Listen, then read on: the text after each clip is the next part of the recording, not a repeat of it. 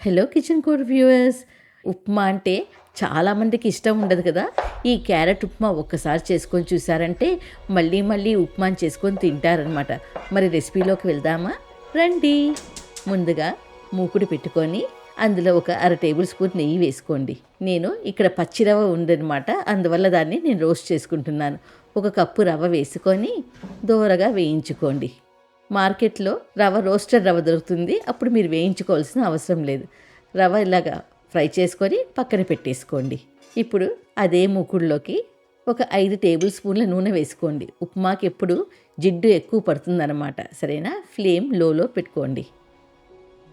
నూనె కాగుతూనే అందులోకి 1/2 table spoon ఆవాలు వేసుకొని, ఆవాలు చిటపటలాడుతూనే 1 టీ స్పూను జీలకర్ర వేసుకొని, 1 టేబుల్ స్పూను మినప్పప్పు వేసుకొని, బద్ద మినప్పప్పు వేసుకొని దోరగా వేయించండి. ఇప్పుడు అందులోకి 3 మీడియం సైజు ఉల్లిపాయలు, 3 మిరపకాయలు వేసుకొని బాగా వేయించుకోండి. ఇందులోకి 1 ఇంచు అల్లం సన్నగా తరుక్కొని వేసుకోండి. అన్నిటినీ దోరగా వేసుకొని ఇప్పుడు సన్నగా తరుక్కున్న 2 క్యారెట్లు ఇందులో వేసుకోండి. క్యారెట్లు ఇప్పుడు చాలా సన్నగా తరుక్కోవాలన్నమాట, అప్పుడు తొందరగా ఉడికిపోతుంది. ముక్కలు పెద్దవయ్యాయంటే ఉడకడం లేట్ అవుతుందన్నమాట, సరేనా?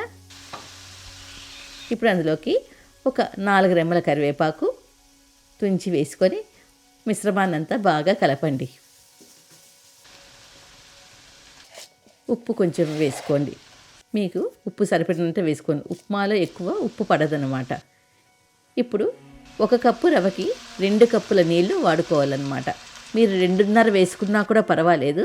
2 అయితే కొంచెం ఇదిగా ఉంటుంది, 2.5 అయితే కొంచెం ముద్దగా వస్తుందన్నమాట ఉప్మా, సరేనా?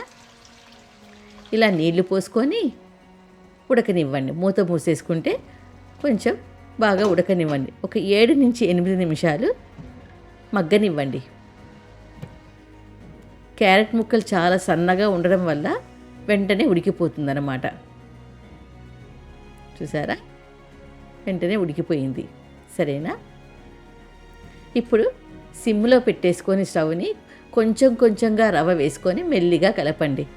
రవ్వ ఒకేసారి వేసేసుకున్నారంటే ఉండకడుతుందన్నమాట, అందువల్ల కొంచెం కొంచెంగా వేసుకుంటూ మెల్లిగా కలుపుకుంటూ రండి. చూసారా, ఇలా కలుపుకోవాలి. ఇలా కలుపుకున్న తర్వాత దానిపైన 1 టేబుల్ స్పూన్ నెయ్యి వేసుకోండి.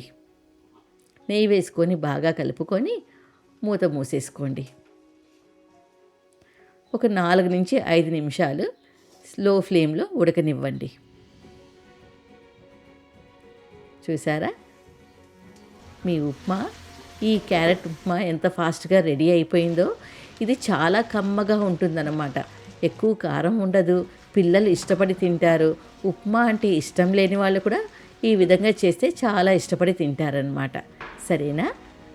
ఈ ఉప్మా మీరు చేసుకొని ఎలా వచ్చిందో కమెంట్స్ బాక్స్లో పెట్టండి. మరి సబ్స్క్రైబ్ చేయడం మర్చిపోకండోయ్. నెక్స్ట్ వీడియోతో మీ ముందుంటాను. మీ మీనాక్షి.